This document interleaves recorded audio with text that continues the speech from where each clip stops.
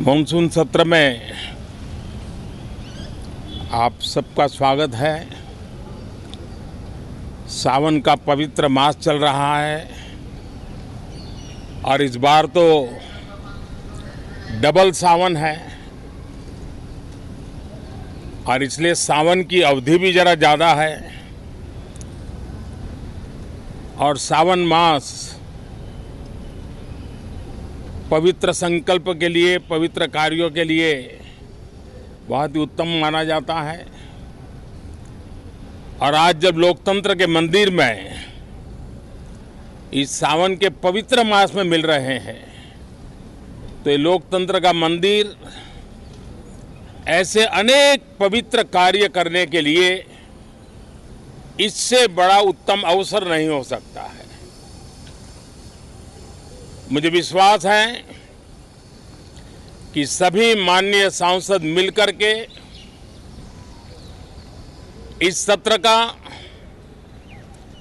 जनहित में सर्वाधिक उपयोग करेंगे।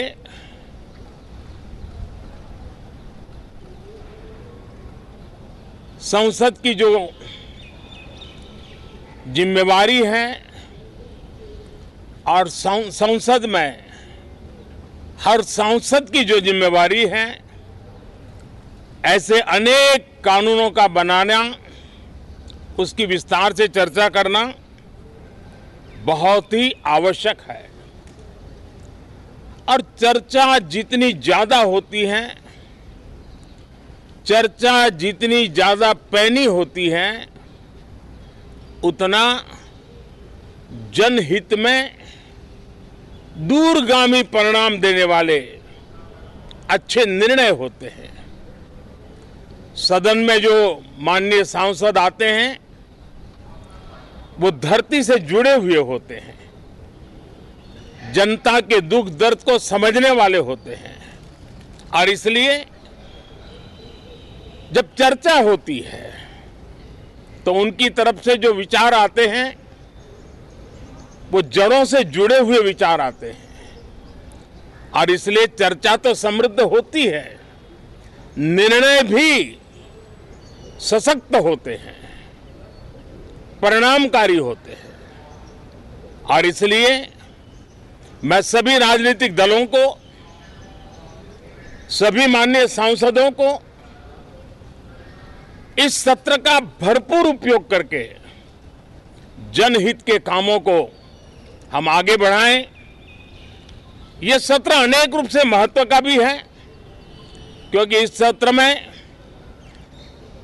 जो बिल लाए जा रहे हैं वो सीधे सीधे जनता के हितों से जुड़े हुए हैं।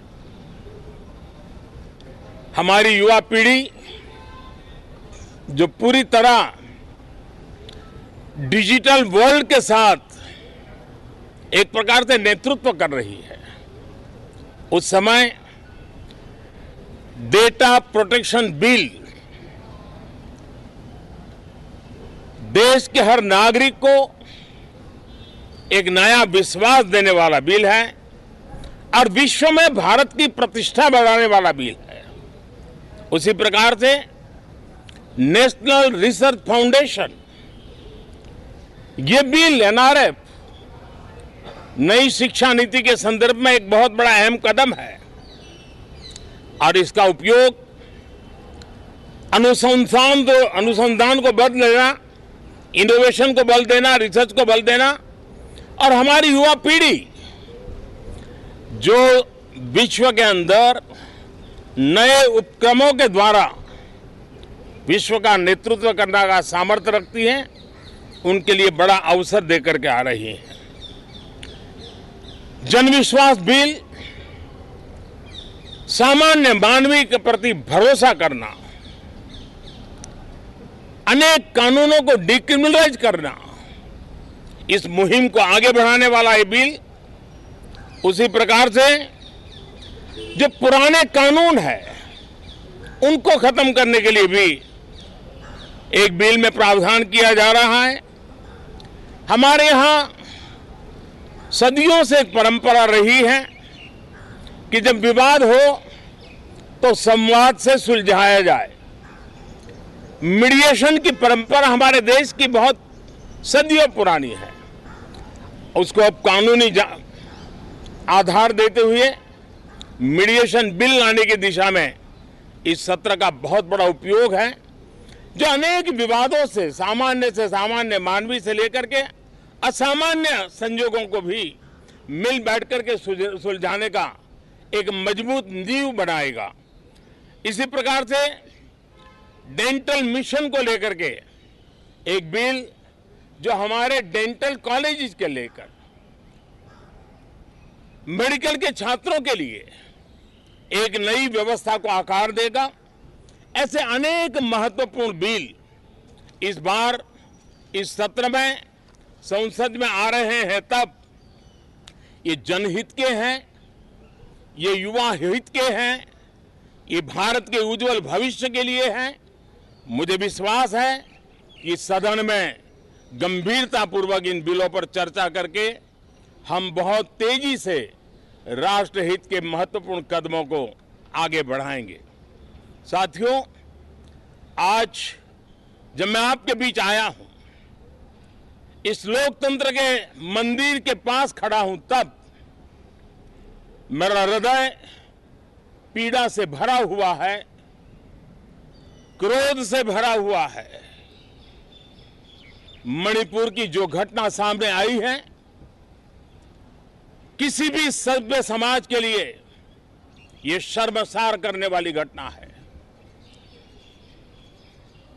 पाप करने वाले, गुनाह करने वाले कितने हैं, कौन है, वो अपनी जगह पे है, लेकिन बेइज्जती पूरे देश की हो रही है। 140 करोड़ देशवासियों को शर्मसार होना पड़ रहा है। मैं सभी मुख्यमंत्रियों से आग्रह करता हूं कि वे अपने राज्य में कानून व्यवस्था को और मजबूत करें। खास करके हमारी माताओं बहनों की रक्षा के लिए कठोर से कठोर कदम उठाएं। घटना चाहे राजस्थान की हो, घटना चाहे छत्तीसगढ़ की हो, घटना चाहे मणिपुर की हो, इस देश में, हिंदुस्तान के किसी भी कोने में, किसी भी की राज्य सरकार में राजनीतिक वाद विवाद से ऊपर उठ करके कानून व्यवस्था का महात्म्य, नारी का सम्मान, और मैं देशवासियों को विश्वास दिलाना चाहता हूं, किसी भी गुनहगार को बख्शा नहीं जाएगा। कानून अपनी पूरी शक्ति से, पूरी सख्ती से एक के बाद एक कदम उठाएगा।